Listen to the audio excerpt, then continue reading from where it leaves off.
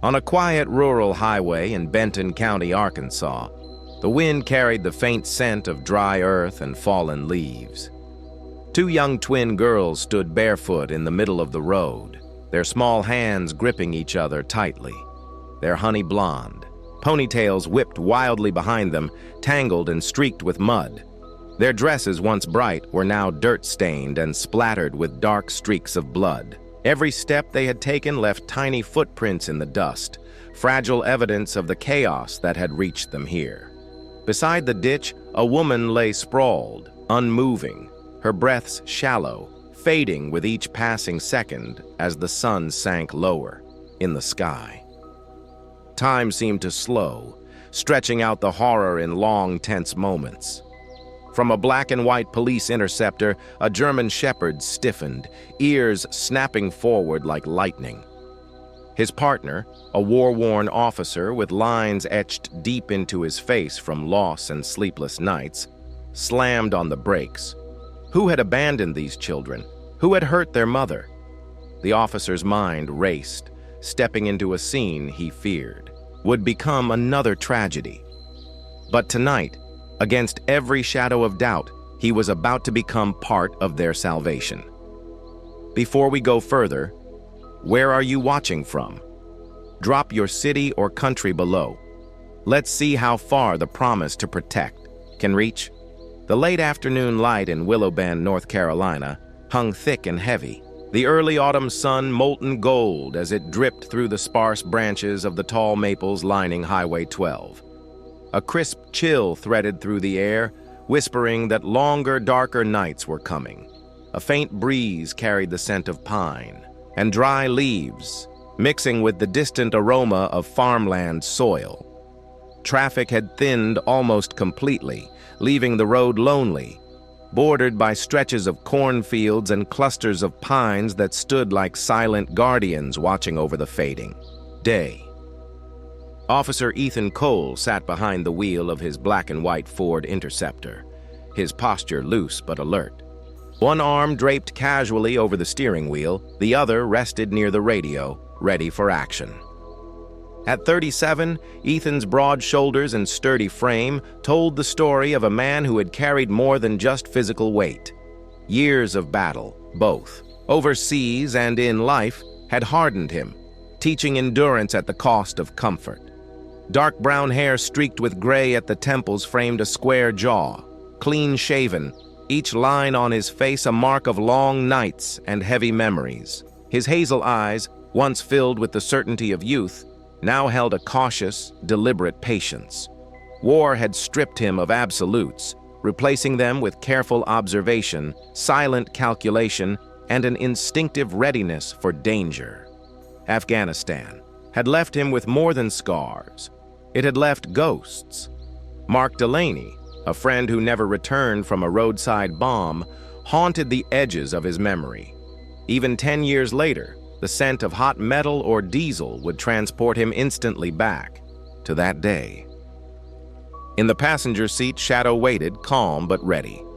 A 7-year-old German shepherd with a thick coat of black saddle and warm tan legs, 85 pounds of taut muscle and instinct, honed by 6 years of partnership with Ethan. Shadow's ears stood alert, one slightly bent from an old training injury, his amber eyes reflecting the patience of a soldier who had seen it all. Shadow rarely barked without reason. When he did, Ethan listened, trusted, and acted. The dog had been with him through countless arrests in dark alleys, searches in dense woods, and a freezing river rescue that nearly claimed them both. Ethan didn't just trust Shadow. He relied on him. The road stretched empty, the horizon a ribbon of gold and shadow. Then Shadow's ears flicked sharply forward. His body stiffened, nose lifting, nostrils flaring. Ethan's gaze followed, the dog's alert stance. "What is it, boy?" he murmured under his breath, scanning the roadside for movement. Then it appeared, a small shape, too still to be an animal, standing in the middle of the asphalt. Ethan's hands tightened on the wheel as he braked sharply, headlights spilling over two tiny figures. Two little girls side by side, gripping each other's hands like lifelines. They couldn't have been more than 6, honey blonde hair tied in swaying ponytails. Their dresses, pale yellow and light blue, were streaked with mud and something darker, possibly blood. Their cheeks were flushed, eyes wide and glistening with tears. Even from the driver's seat, Ethan could see their small bodies trembling in fear. He brought the interceptor to a controlled stop, throwing on the hazard lights, and stepped out quickly. "Hey, it's okay. I'm a police officer," he called, voice calm but firm, carrying authority and reassurance. The girls didn't run. Instead, the one in yellow took a small step forward, whispering, "Please, help Mommy." Beyond the roadside, a woman lay in brittle grass near a shallow ditch. Her dark brown hair fanned around her head, her skin pale in the golden light. Her green blouse was torn, one denim-clad leg bent awkwardly, a sandal missing. Blood pooled beneath her head, soaking into the earth, her chest rising and falling in faint, uneven breaths. Ethan's mind snapped into action, training overriding shock. He glanced up just in time to see a dark green-gray pickup speeding away over the rise, license plate obscured, tires kicking dust into the fading light. His gut clenched with anger and fear. Keying his radio, he called, "Dispatch, Unit 42. I have a female adult, unconscious, severe head trauma, Highway 12 near mile marker 8. Request EMS immediately. Possible hit and run. Suspect vehicle, dark green-gray pickup. Last seen heading east. 2 juvenile females on scene appear uninjured but distressed." Shadow was already out of the car, moving protectively between the girls and the open road. Ethan crouched beside the woman, pressing a field dressing against the wound at her temple. "Ma'am, can you hear me?" There was no response. One of the girls in blue stepped hesitantly closer. Hannah Brooks. She's our mommy," she whispered, voice cracking. Ethan looked at her, then to her sister. "And you?" he asked. "I'm Lily," the girl in yellow replied. "She's Sophie." Ethan memorized their faces. "Lily, Sophie, stay right here with Shadow. He's going to keep you safe." Shadow sat close by, tail low, eyes locked on the fading dust trail of the pickup. Flashes of Afghanistan clawed at Ethan's focus. Another roadside, another fleeing vehicle, another life lost. He shoved the memories down. Not this time. Did. "You see the driver?" Ethan asked, calm but probing. Both girls nodded. Lily's tiny fingers twisted at the hem of her dress. He looked at us. He had a beard and something here." She tapped the side of her neck. "A picture, like a bird," Sophie added in a whisper. "He saw Mommy on the ground, and he just drove away." Ethan's anger flared, slow and burning under his ribs.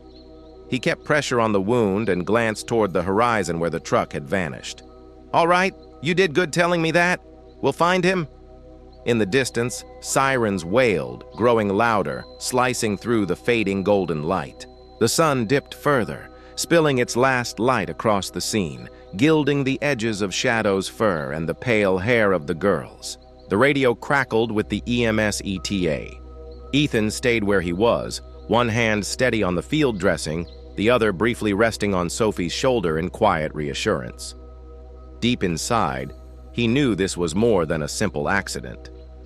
As the EMS van crested the hill, he also knew one thing with absolute clarity. He wasn't going to let history repeat itself. The orange-gold light of the sun slowly faded into cooler shades, stretching long shadows across Highway 12. The ambulance had taken Hannah Brooks away, leaving the metallic tang of blood and the restless churn of tire marks behind. Ethan stood near the ditch, hand on Shadow's back as the dog sniffed methodically along the roadside. Shadow's tail remained low, amber eyes locked on the fresh tread marks in the loose gravel. Ethan knelt for a closer look. These weren't ordinary tires. The deep, squared treads suggested all-terrain use, likely new, favored by someone expecting to go off-road. Dark oils smeared the dirt near the marks. Shadow inhaled deeply and sneezed, nose twitching. Ethan recognized the scent. Diesel mixed with old, heavy gear oil, the kind used in older trucks with rough maintenance. He took a careful series of photos on his department-issued phone, preserving every detail before the weather or traffic erased them. Lily and Sophie sat on the back bumper of the ambulance, wrapped in thin gray blankets, legs dangling. Sophie, leaning against Lily, hands curled tightly around the fabric. Ethan crouched to meet their gaze. "You said you saw the man's face," he prompted gently. Lily's voice, steady beyond her years, responded. He had a messy beard, skin dark, like someone who works outside a lot. "And a picture here," Sophie added, tapping above her collarbone. "A bird! Wings spread!" Ethan's eyes narrowed, hawk-like. "Wings?" Lily nodded. "It was big." Ethan made a mental note and scanned the quiet road. Then he stepped aside and keyed his radio. "Dispatch, connect me with Detective Mariah Hayes. Willow Bend. Tell her it's urgent." A minute later, a familiar voice crackled back. Low, measured, faintly weary. "Hey, here. Mariah, it's Ethan. I've got a hit and run involving Hannah Brooks. Severe injuries, 2 witnesses, her daughters. Male suspect, beard, outdoor complexion, hawk tattoo on the neck, driving dark green-gray pickup, all-terrain tires, diesel. I think you're going to want in on this." There was a pause. The kind that comes when someone is already connecting dots in their mind. "Ethan, I've been tracking a line of pickups matching that description in connection with Raymond Holt's freight runs. You're right. I want in. I'll meet you at the scene." 20 minutes later, the growl of an unmarked Dodge Charger announced her arrival. Detective Mariah Hayes stepped out. Tall at 5'9", with long black hair pulled into a neat braid down her back. At 34, she carried herself with a mix of precision and quiet authority. Her lean frame wrapped in a tailored navy coat over a gray button-down shirt. Her eyes, storm gray, were sharp enough to strip lies down to their bones. But tonight they seemed heavier, shadowed by something more than the case. Ethan knew why. Just last night, she had called to say her father, retired Officer Samuel Hayes, had been admitted to the cardiac unit with advanced heart failure. Samuel had been a local hero in his day, a man who once broke up a bank robbery, armed only with his voice and a stubborn refusal to back down. That kind of legacy didn't fade easily, and Mariah had grown up in its long shadow. She strode toward Ethan, hands in her coat pockets. "You're sure about the tattoo?" she asked. Ethan gestured toward the girls. They both described it without hearing the other. "Bird of prey, wings out. Matches the description in your files." Mariah nodded. "One of Hall's enforcers, Travis Kane. Former long-haul driver, picked up a few assault charges in the past, but never enough Tostic. He's been running errands for Holt's operation for the last year. I've been trying to tie him to missing inventory from warehouse manifests." She crouched briefly in front of Lily and Sophie, her voice softening. "You did soul-telling Officer Cole what you saw. That's going to help us find the man who hurt your mom." The girls nodded silently, their eyes fixed on the woman who spoke to them like they mattered. Mariah stood, pulling her coat tighter against the cooling air. "Holt's fleet has half a dozen trucks like that. Different drivers all on rotation. If Travis is behind this, we need to figure out if it was personal or business." Ethan's gaze hardened. 2 little girls and their mother on the way home from somewhere. That's not business, it's a message. Mariah didn't disagree. She pulled a notepad from her coat and began jotting down the description, her handwriting small and efficient. "We'll run the vehicle type through the regional traffic cams, though I'd bet he's already switched plates." Ethan turned back toward Shadow, who was circling near the oil spot. The dog's movements had become slower, more deliberate. He was tracing something, his nose hovering over faint, overlapping footprints near the edge of the road. "Got something?" Ethan asked quietly. Shadow gave a low huff, then moved toward the Ditch, stopping at a crushed soda can lying half buried in mud. Ethan picked it up with a gloved hand.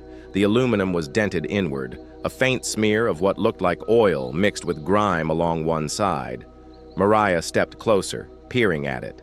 Brands from a gas station chain 2 towns over. Keller, stop. Only a handful along the eastern route. Ethan felt the first thread of a trail tug between them.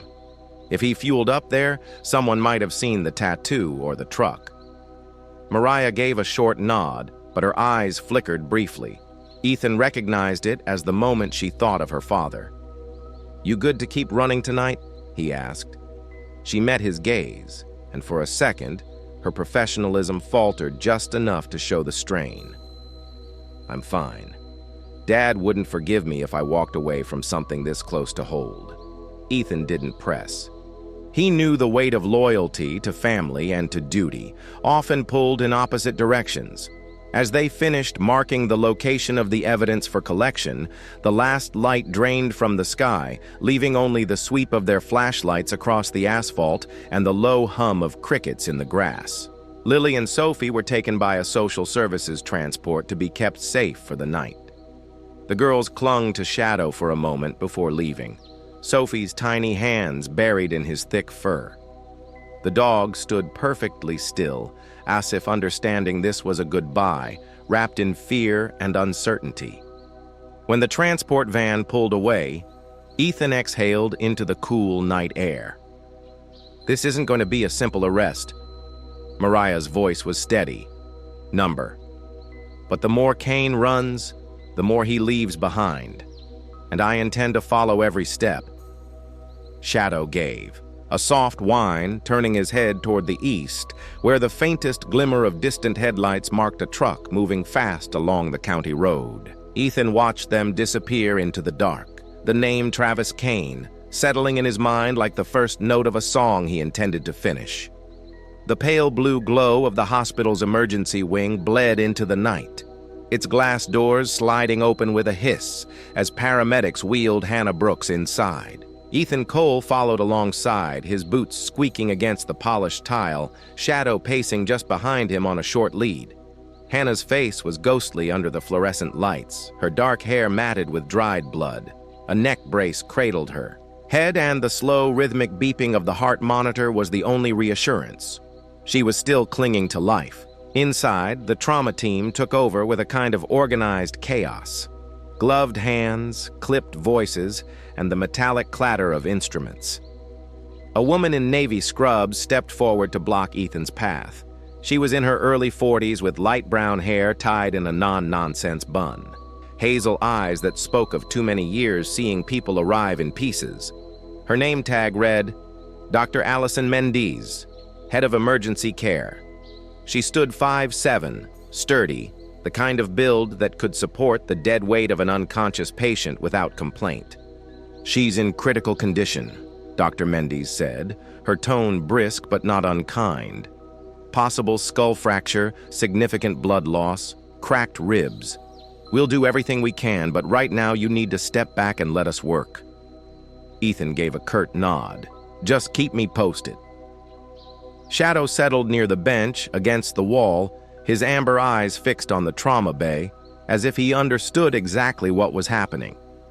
Ethan took the moment to glance toward the waiting area, where Lily and Sophie sat on a cushioned bench, thin blankets draped over their small shoulders. A young social worker named Carrie Novak knelt in front of them, holding 2 paper cups of warm cocoa.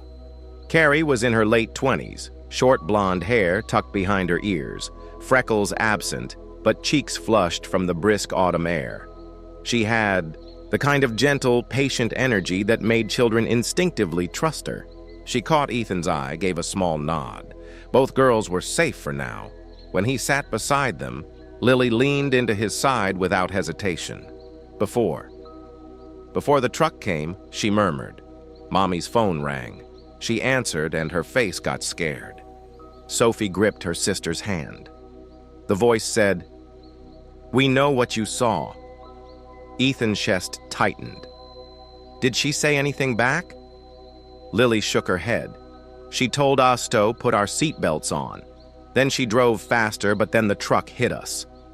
Mariah Hayes arrived moments later, a leather satchel slung over her shoulder, her long braids swinging as she crossed the waiting room. Her storm gray eyes scanned the space before landing on Ethan. That threat call, did it come from a blocked number? Ethan nodded. Girls say yes. It spooked her enough to change speed.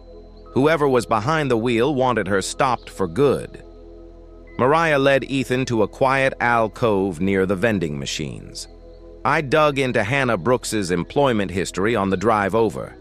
She worked as a staff accountant for Raymond Holt's freight company for 3 years. 6 months ago, she quit. No new job listed. My guess, she found something she wasn't supposed to. Ethan frowned, and instead of handing it over to us, she kept it. Mariah's lips tightened. Maybe she was building a case, or maybe she was scared. Either way, Holt's track record speaks for itself. He uses people until they're inconvenient, then makes them disappear. Shadow lifted his head, ears pricking at the sound of a gurney rolling past. Ethan's gaze followed it until it vanished around a corner, then shifted back to Mariah. If this was a hit, it's not random. And the kids saw the driver. Mariah's voice dropped. Travis Caney fits the tattoo, the build, the history. He's Holt's cleanup man. A nurse in green scrubs approached, her voice low. Detective Hayes, Officer Cole, Doctor, Mendes asked me to let you know. Ms. Brooks is in surgery. It'll be hours before she's stable enough to talk if she wakes up tonight. Ethan gave a brief nod of thanks, then turned to find Lily and Sophie still sitting with Carrie. Shadow padded over to the girls, resting his head gently on Sophie's knee. She stroked his fur with slow, absent-minded motions, the smallest smile flickering across her face. It was the first hint of something other than fear since he'd met them. When Carrie led the girls to a temporary overnight room provided by Child Services, Ethan lingered behind, watching them disappear through the doorway. Mariah broke the silence. Go home, Ethan. I can follow up on the call logs and Holt's financials tonight. He shook his head. Hall's not exactly restful right now. She gave him a long look, the kind that said she knew more than he'd told her. And she wasn't wrong. Out in the parking lot, the air was sharper now, the scent of woodham smoke drifting from some nearby chimney. Ethan drove north out of town, the road growing narrower, the houses more scattered, until he pulled into the gravel drive of a small, weather-worn bungalow. Inside, the living room smelled faintly of chamomile tea and old books. His mother, Margaret Cole, sat in a recliner with a crocheted blanket over her knees. At 68, she was tall, but now slightly stooped from years of arthritis in her spine and hands. Her once dark hair was silver white, pulled back in a low bun. She had the soft, steady voice of a woman who had raised 2 children alone after her husband died in a construction accident. The kind of voice that could soothe or scold with equal weight. You look tired, she said, her eyes narrowing as she studied him. Busy day, Ethan replied, setting a bag of groceries on the counter. Busy doesn't leave bruises under your eyes, she said, but let it go. He busied himself making her tea, his mind still on Hannah's pale face, the words, "We know what you saw," echoing in his head. Margaret watched him for a moment, then spoke quietly. Sometimes the best way to protect someone is to make sure the truth comes out fast. Later, after Shadow settled on the rug and Margaret was tucked into bed, Ethan sat in the dim light of the kitchen, scrolling through public records on his laptop. Holt's freight company had shifted large sums in and out of shell accounts in the last year. Too clean to be random, too messy to be legitimate. And Hannah Brooks's name appeared as the preparer on several key quarterly reports just before she quit. He closed the laptop with a quiet click. This wasn't just about a hit and run. It was about shutting up the one person who could tie hold to something big enough to put him away. And if she survived, they'd try again. Ethan glanced down at Shadow, whose Head rested on his paws, but whose eyes were open, watching. "We're not letting that happen, buddy," Ethan murmured. The morning after Hannah's surgery dawned crisp and pale, the kind of autumn light that made every breath visible. Frost clung to the grass along the edges of Highway 12, and the trees stood, still under a cloudless sky. Ethan Cole parked his Interceptor just past the scene of the hit and run, stepping out with Shadow at his side. The dog's breath puffed in steady white clouds, his black and tan coat bristling slightly in the cold. He had been restless all morning, a sign to Ethan that the dog remembered the scent, the sound, the urgency of the night before. Ethan unclipped the lead and gave the quiet command. "Find." Shadow lowered his head, circling where the pickup's tires had chewed up gravel, his tail stiffened, body moving with the precision of a creature who had spent years translating scent into direction. Ethan followed, eyes sweeping for anything human hands had left behind. The dog broke from the roadside toward a narrow track leading into the tree-line, a row path choked with pine needles and last year's leaves. The track opened into a clearing where a squat cinder-block building leaned into the shadow of tall pines. A rusting sign over the warped garage door read, "Miller's Auto." Though the paint was so faded it was barely legible. The windows were dusty and cracked, one of them patched with cardboard. Ethan approached slowly, his boots crunching on broken glass. Shadow paused at the corner of the garage, nose pressed against the dirt, then angled toward a patch of weeds near the wall. That was where Ethan saw it. A shard of a side mirror, its metallic casing scuffed, the glass smeared with something dark and tacky. He crouched, slipping on latex gloves, and turned it over. Caught in the jagged edge was a strand of hair. Dark, brown, long, still bound with a tiny plastic bead at the end. His stomach tightened. He placed the shard into an evidence bag, sealing it before glancing at Shadow. The dog's nose worked furiously now, tracing an invisible path along the back of the garage to where a patch of ground had been disturbed. Ethan saw tire ruts in the mud, fresher than the ones at the roadside. Whoever had been here hadn't stayed long. The sound of tires on gravel made Ethan straighten. An unmarked sedan rolled to a stop and Detective Mariah Hayes stepped out, her braid tucked into the collar of a dark coat. She carried a slim evidence kit in one hand, the other clutching a steaming coffee. "You beat me to it?" she said, handing him the coffee without ceremony. Ethan took it with a nod. Shadow found this. He held up the sealed bag with the mirror shard and hair. Mariah took one look and exhaled. "If that matches Hannah's DNA, we've got Kane on attempted murder. That truck's missing a passenger side mirror. Saw it myself last month when he stopped at Holt's warehouse." Her voice hardened. "Tattoo matches. Vehicle matches. Now we've got physical evidence." Inside the garage, the air smelled of oil, rust, and something sour. Tools hung on the walls in uneven rows. A few coated with grease, so old it had gone black. In one corner, an elderly man sat on a stool, hunched over a carburetor. His flannel shirt was missing 2 buttons, and his hands were permanently stained with grease. "Name's Howard Miller," he said when asked, his voice growly from decades of cigarette smoke. He was in his late 70s, tall but stooped with watery blue eyes and a guarded expression. "I don't ask questions about who parks out back. Folks pay cash. I give them space. That's the way it's been for 40 years. Mariah's tone was cool but firm. "The man who parked here, beard, hawk tattoo on his neck.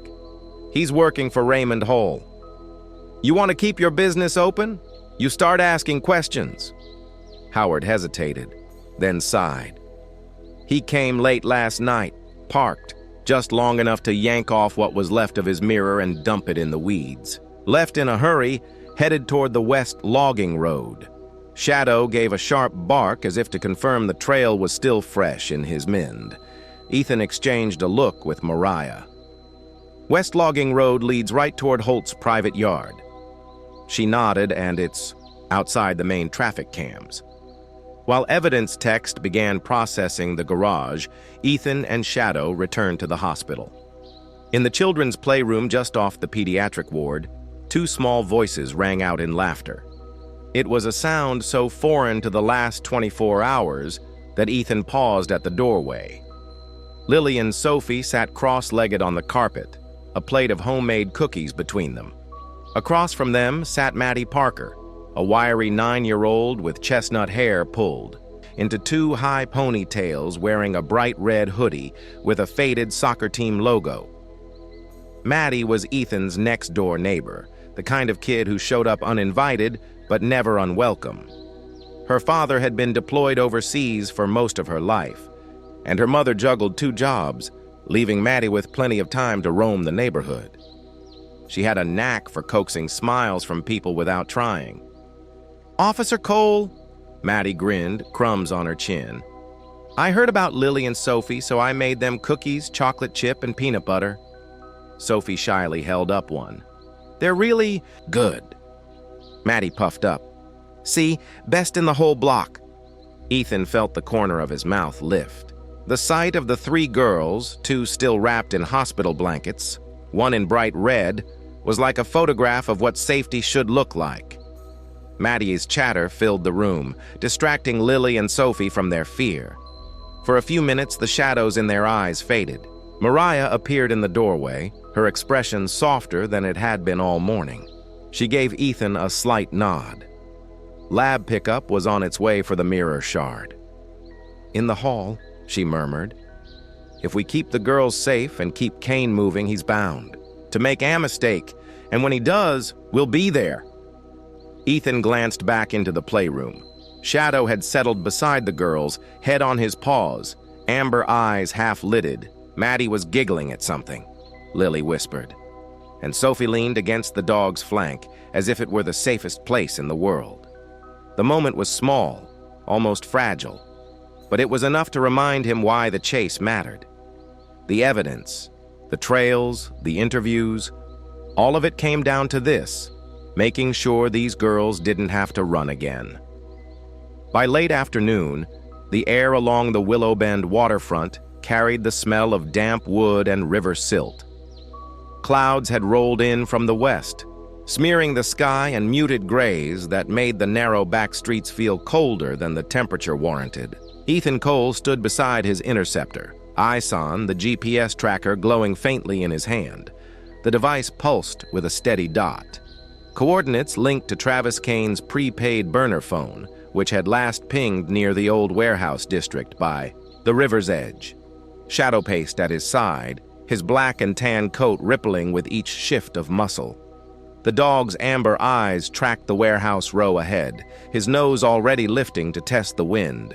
Ethan slipped on gloves, the autumn chill biting at his fingers, and started forward along the cracked asphalt road that led to the site. The warehouse in question loomed at the far end, a corrugated metal structure with flaking paint and a chain link, fence sagging in places. A faded sign over the entrance registered storage. Though no legitimate business had operated here in years, Ethan pushed open the gate, its hinges squealing, and let Shadow move ahead. The dog's body language changed instantly. Head down, tail rigid, movements sharp and quick. He led Ethan along, the side of the building to a set of loading docks where dust-covered crates sat stacked in uneven piles. It was there Ethan spotted it. A faint scatter of black grains on the weathered wood floor. He crouched, rubbing a pinch between glove fingers. Burnt powder, gunshot residue. Beside it, an oil stain darker than the rest with the sharp metallic tang of unburnt diesel. Shadow moved to a tarp-covered shape near the wall and sniffed along the edge until his paw scraped something metallic. Ethan pulled the tarp back to reveal a set of license plates. 6 in total, stacked like playing cards.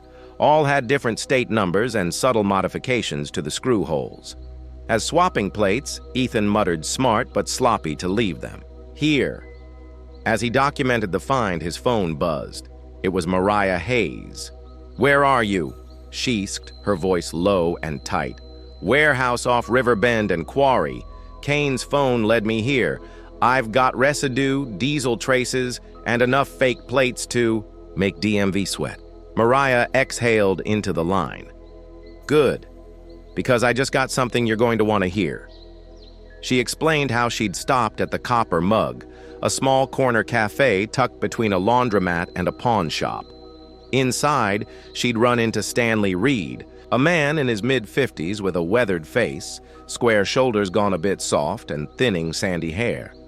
Reed had worked as a freight supervisor under Hall for over a decade before quitting 2 years back after a warehouse accident crushed his left hand. Since then, he'd been a regular at the cafe, nursing coffee and keeping his head down. When Mariah approached, Reed's eyes had narrowed in recognition. "I heard your voice before," he'd said, "when you were asking about Holt's trucks." He then leaned in, his voice dropping. "I was at Keller's stop a week ago. Holt came in talking to Kane like he owned the place. Said, 'We finish it tonight. No loose ends.'" Mariah pressed for details, but Reed had shaken his head. "Don't want trouble, Detective. Holt's the kind who doesn't just hurt you. He makes sure you disappear." Now, in the echoing cold of the warehouse, Ethan felt the weight of those words settle over him. If tonight's the night, they're tying up everything, destroying evidence, maybe moving people. Shadow gave a low growl, his gaze fixed on a side door where fresh boot prints dented the dust. Ethan took a step toward them, but the faint sound of an engine outside made him stop. Peering through a grime-smeared window, he caught the shape of a dark SUV idling by the far fence. It wasn't Kane's pickup. It was newer, sleeker, tinted so dark it looked like a shadow itself. The driver's window rolled down just far enough for a hand to toss something out, a cigarette still burning at the tip before the vehicle eased away toward the north access road. Ethan jogged to the side door and crouched to pick up the smoldering cigarette. The brand was imported, rare in Willow Bend, the kind favored by Hall himself, according to Mariah's intel. "They were here," Ethan murmured, "and they know we're closing in." Back at the car, Shadow jumped into the passenger seat, his ears still angled forward, as if trying to follow the scent of that SUV. Ethan keyed his radio. "Mariah, they're moving. If Holt's planning to leave the state, it's going to be tonight. We need to block every road east before midnight." Mariah's reply was instant. "Agreed. I'll loop in State Patrol and see if Reed will give me more. If Hall thinks this is his last night here, he's dangerous." As Ethan pulled onto the main road, the first drops of cold rain began to fall, streaking the windshield in uneven lines. Shadow shifted beside him, restless, sensing the tension. Somewhere ahead, Hall and Kane were making their next move. And if Reed's words were true, they wouldn't be stopping until every trace of their operation and anyone who could expose it was gone. The rain had tapered into a cold mist by the time darkness fully claimed Willow Bend. The shipping district on the east side of town was quiet, save for the distant groan of cranes and the metallic clatter of chains swaying in the wind. Rows of rust-cold containers stood stacked like giant bricks, their faded serial numbers barely visible in the low light. The smell of salt from the river mixed with diesel fumes that clung stubbornly to the air. Ethan Cole crouched behind their tire of a black tactical van parked in the shadow of a container stack. He was in full gear, black tactical vest, radio at his shoulder, sidearm holstered but ready. Beside him, Shadow lay low, the thick black and tan fur on his back bristling, ever so slightly. The German shepherd's ears flicked toward every distant creak, his breath slow but steady. This wasn't the eager posture of a dog about to play. It was the stillness of a predator waiting for the right moment to strike. Across from Ethan, Detective Mariah Hayes adjusted her earpiece. She wore a dark jacket over her tactical vest. Her braid tucked beneath a black cap. Her storm gray eyes were sharp in the dim light, but there was a tightness to her jaw. A readiness for what she knew might turn chaotic in an instant. Beyond her, A team of 6 from the County Special Response Unit fanned out into position. The operation had been planned in whispers over the last few hours. Holt's meeting with Travis. Caney would take place at a secluded row of containers in the far northeast corner of the yard. No security cameras, minimal lighting, and a single narrow access road. If they moved too soon, Holt might slip away too late and someone could end up dead. Before leaving home earlier that evening, Ethan had stepped into his mother's bedroom, the soft glow of the bedside lamp spilling across her lined face. Margaret Cole had looked up from her knitting, eyebrows raised in unspoken question. Ethan had leaned against the doorframe and simply said, "I'll be back in the morning for breakfast." It wasn't dramatic or elaborate, but it carried the weight of his promise to her, to himself, that he'd return in one piece. She'd nodded once, as if she understood exactly what he meant, and gone back to her stitches. Now, crouched in the shadows of the shipping yard, that small exchange anchored him. He tapped his radio twice. Ready signal. Through the drizzle, headlights appeared at the far end of the access road. A black pickup pulled in first, idling for a moment before creeping forward. Behind it, a silver SUV rolled in. Sleek, tinted windows, the kind Holt favored. The two vehicles stopped nose-to-nose in the narrow space between containers. Travis Kane stepped out of the pickup, his broad frame filling the space between the doors. His beard was darker in the rain, the hawk tattoo on his neck stark under the weak light. From the SUV, Raymond Holt emerged. Tall, heavy-set, wearing a charcoal overcoat that strained against his shoulders. His hair was close-cropped steel gray, his posture radiating the kind of arrogance that came from decades of getting away with. Things other men went to prison for. In one hand, he carried a black leather briefcase. In the other, a large umbrella he didn't bother to open. Kane's voice carried low, but clear in the damp night. "You got my money?" Holt gave a tight smile, setting the briefcase on the hood of the SUV. Every cent and a little something extra for tonight's trouble. He popped the latches, revealing neat stacks of cash, and beside them, a small black USB drive. "Our friend's little backup copy," Hall said almost casually. "No more loose ends." Ethan's gut tightened. The USB had to be Hannah's. He signaled Mariah, who was moving along the opposite flank. But then Kane's right hand slipped into his jacket. Ethan saw the glint of steel before Kane even drew the weapon. The world compressed into a single decision. "Shadow!" Ethan hissed. The German Shepherd exploded from the shadows in a blur of muscle and fur. He hit Kane square in the arm, jaws locking with surgical precision just above the wrist. The pistol clattered to the wet asphalt, skittering out of reach. Kane roared in pain, trying to shake the dog off, but Shadow's grip held firm until Ethan's sharp command outmade him release and step back, teeth bared in warning. The chaos gave Mariah her opening. She lunged forward, shoving Hall back against the SUV, her free hand snapping a pair of steel cuffs over his wrists. Holt's expression went from smug to stunned in seconds.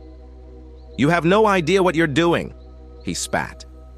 "On the contrary," Mariah said, yanking the USB from the briefcase and tucking it into her vest pocket. "I know exactly what I'm doing." The special response team swarmed in, 2 officers pinning Kane face down on the ground, another securing the briefcase. Holt was-shoved toward the back of the SUV where an officer searched him with efficient precision. Shadow trotted back to Ethan's side, tail high, eyes still locked on Kane as if daring him to move again. Rain beaded along the dog's fur dripping from the tips of his ears. Ethan knelt to give him a quick rub along the neck. "Good boy," he murmured.